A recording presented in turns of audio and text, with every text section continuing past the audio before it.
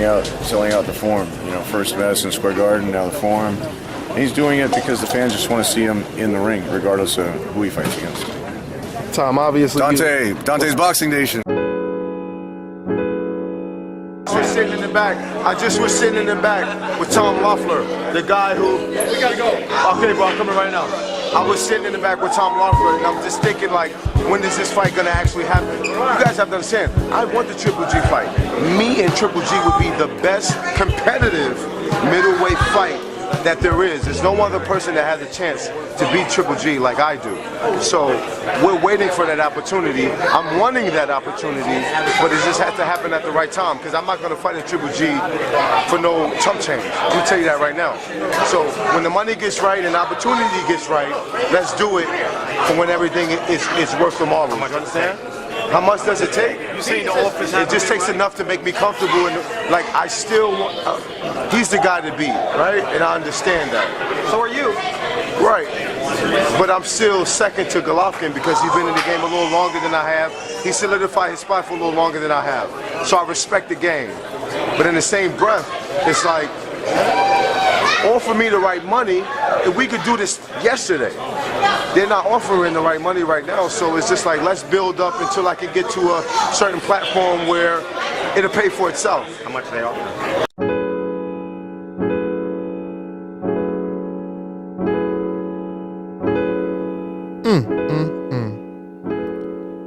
Dante's Boxing Nation, what's going on, guys?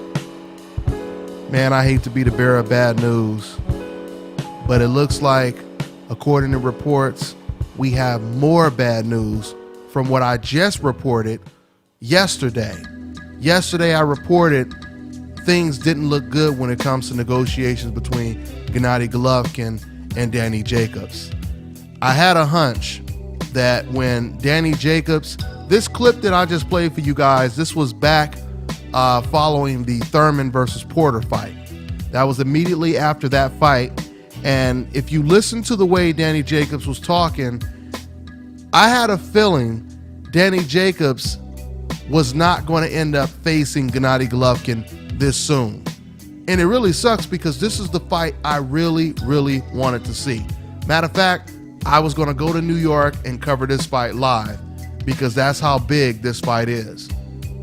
Now, according to reports, like I just told you guys a minute ago, I told you guys because of yesterday, they had 30 days. Golovkin and Danny Jacobs, they had 30 days to come to an agreement and sign a deal. But now, since the 30 days is almost exceeded, I told you guys in my last video, that's not a good sign because Golovkin's last fight, it only took him like a day to get a fight signed when he fought against Kell Brook. So when you see fighters negotiating for 30 whole days and it's getting close to purse bid time, that's usually a bad sign. The fight will not come to fruition, right? So I told you guys I didn't think this fight was going to happen. Now, that's what I reported yesterday. Now today, according to reports, now we find out that Danny Jacobs, he's now saying he would rather fight someone else before he fights against Gennady Golovkin. He wants another interim bout before he fights against Gennady Golovkin. And once again, according to reports, Tom Loeffler and Gennady Golovkin, they haven't given up. They still want this fight. They don't want Danny Jacobs to fight someone else. They want to fight Danny Jacobs next. And it's very unfortunate because once again, this is the biggest fight that could be made when it comes to Gennady Golovkin.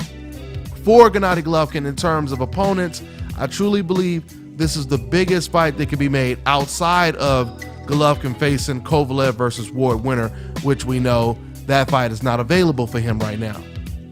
So this is really unfortunate, man. This is really unfortunate. I told you guys a long time ago, I'm just going to reiterate. When you listen to what Danny Jacobs said, it never really sounded to me like he was jumping to fight Gennady Golovkin.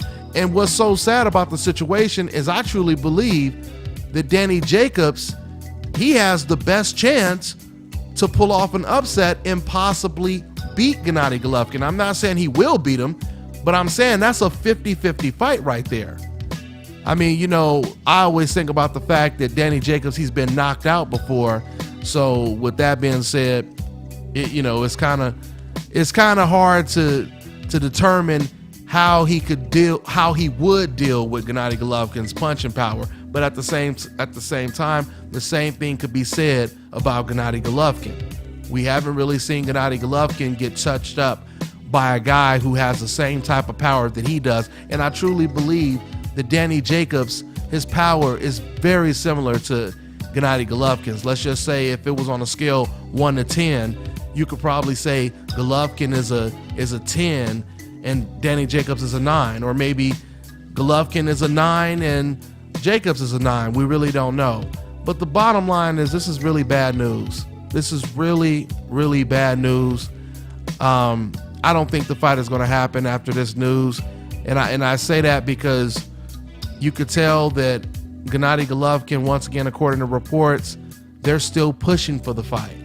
But once you hear Danny Jacobs say, I'd rather fight someone else, not Golovkin, it's a very good chance we're not going to see this fight. And the situation, when he says, I want another interim bout, I have to say, the situation sounds very similar to the Canelo situation, because right now, Danny Jacobs has the WBA regular belt. Golovkin has the super WBA belt. Right now, Danny Jacobs is in a situation where he could possibly get stripped if he doesn't fight Gennady Golovkin. So the situation is very, very similar to the Canelo situation. Now, the one thing I don't know is, I don't know how much money they offer Danny Jacobs. It would be really interesting to see how much money they offer Danny Jacobs, because I would love to do a comparison and see how much money Danny Jacobs made when he fought against Peter Quillin. Because, you know, when Danny Jacobs fought Peter Quillin, you know, before that fight was agreed upon, I don't recall ever hearing Danny Jacobs say, well, you know, the money has to be right. I'm not fighting Peter Quillin for no chump change. I don't recall Danny Jacobs ever saying that about Peter Quillin, but he is definitely saying this about Gennady Golovkin.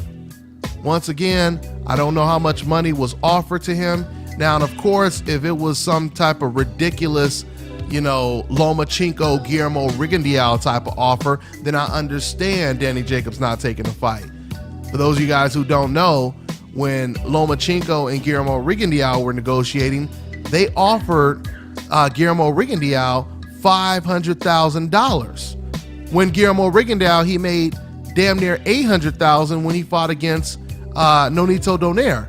And that was actually before Rigo beat Donaire. So you would think after he beats Donaire, his stock goes up even more, right? It doesn't get lower. You're fighting against Guillermo Rigondeaux. So once again, if it was an offer like that, I could understand Danny Jacobs turning the fight down. But if he stood to make over $1 million, you know, matter of fact, I'm not going to speak too much on it because, like I said, I want to see the numbers. I would like to see the numbers. But at the end of the day, this is not good. This is bad news. This is bad news for boxing fans, and it's bad news for Gennady Golovkin, because I give Gennady Golovkin credit. This was a step-up fight for Gennady Golovkin. I looked at this fight as a 50-50 fight, and I feel these are the type of fights that Gennady Golovkin needs to prove that he's not just a fan favorite, that he's really considered pound for pound one of the best fighters in the world, right? This is the fight that he needed, one of the fights that he needed. Now, once again, if he's not going to fight Danny Jacobs, we already know Billy Joe Saunders, he already has a fight coming up. He can't fight Billy Joe Saunders. Once again, you have Erislandy Lara, you have Aventel Kurzice, the white Mike Tyson, the prospect that just knocked out the former undefeated Antoine Douglas, Kurzice, and that would be a hell of a style matchup because Kurzice is built like Mike Tyson. Mike Tyson was his favorite fighter. He fights like Mike Tyson. He ain't as good as Mike Tyson, but he fights like Mike Tyson. And for someone to be short, compact, you know, getting on the inside of Golovkin, that would be very interesting to see how Golovkin deals with a style like that. So, you know, those are a couple of options for Gennady Golovkin. You also have the fighters at the super middleweight division, as always. I think right now, BOUT Jack and James DeGale, they're going to fight. I heard BOUT Jack just say the other day that he wants to fight Gennady Golovkin. You know, James DeGale has already called out Gennady Golovkin. James DeGale against Gennady Golovkin, I truly believe would be bigger than Golovkin Kell Brook was in the UK. So we'll see what happens, man. We'll see what happens. I mean, like I said in my last video, you know, I really wish Danny Jacobs would reconsider and take this fight next, because he has a possibility of pulling off the upset. And it would be very, very unfortunate for Danny Jacobs if someone else were to get that first win over Gennady Golovkin. And Danny Jacobs, he doesn't get to take advantage of the moment when it's being presented to him. So I'll keep following this story, but that's pretty much all I got for now, guys. I'm on to the next one. Hi, my name is Janita, and you're watching Dante's Boxing Nation.